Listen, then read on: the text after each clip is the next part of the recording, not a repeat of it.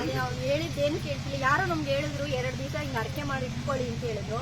ಆದ್ರೆ ಈಗ ನಾವ್ ಹೇಳಿದ್ ಕೇಳ್ತಾನೆ, ನಮ್ಗೆ ನಿಮ್ ಕಾಲಿಗೆ ಬೀಳ್ತೀವಿ, ನೀನ್ ಹೇಳ್ದಂಗೆ ಕೇಳ್ತೀನಿ, ನನ್ ಕರ್ಕೊಂಡು ಹೋಗಮ್ಮ ರಿಯಾಬ್ ಹಾಕ್ಬಿಟ್ಟಿದೀವಿ. ನಮ್ಗೆ ಟಾರ್ಚರ್ ತಡೀಲಾರ್ದಲ್ಲೇ ರಿಯಾಬ್ ಸುಮಾರು 8 ಲಕ್ಷ ಕಟ್ ಮಾಡಿದೀವಿ.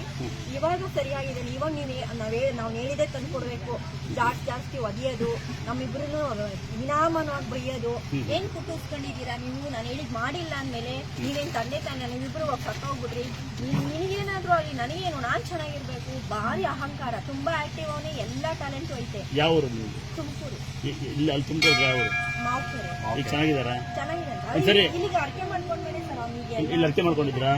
ಇನ್ನೊಂದ್ಸರಿ ಹೇಳ್ತೀನಿ, ನನಗೆ ಫೇಸ್ಬುಕ್ ಮಾಡೋನು ಸೋಮೇಶ್ವರ ತುಮಕೂರನು, ನನಗೆ ಫೋಟೋ ಕೊಡೋನು ಕೋತ್ಲಪ್ಪನು. ಬೆಳಗ್ಗೆ ನನಗೆ ಇದು ಮಾಡೋದು ತುಮಕೂರನ್ನೇ. ಏನ್ ಮಾಡೋಣ? ತುಂಬಾ ಸತ್ತೇ ಹೋಗ್ಬಿಡ್ಬೇಕು ಅಂತ ಡಿಸಿಷನ್ ತಗೊಂಡ್ಬಿಟ್ಟಿದ್ದೆ. ನೀನವ ಸತ್ತೋದಾನೆ ಅಂತ. ನಿಮ್ಮ ಯಜಮಾನ್ರು ಯಾರು ಲವ್ ಮಾಡ್ತಾರೆ? ಸರಿ ಬೇಡ, ಜೀವನ ಚೆನ್ನಾಗಿಲ್ಲ. ತಂಗಿ ಜೀವನ ಒಂದು ಕ್ಲಾಸ್ ಹಾಕೊಡಿ. ತಂಗಿ ಅದೇ ನಿಮ್ಮ ಮಗನಿಗೆ ನಿಮ್ಮ ಮಾವ ಕೊಟ್ಟಿರೋದ ಕಟ್ಟೆ ಆಗ್ಬೋದಾ?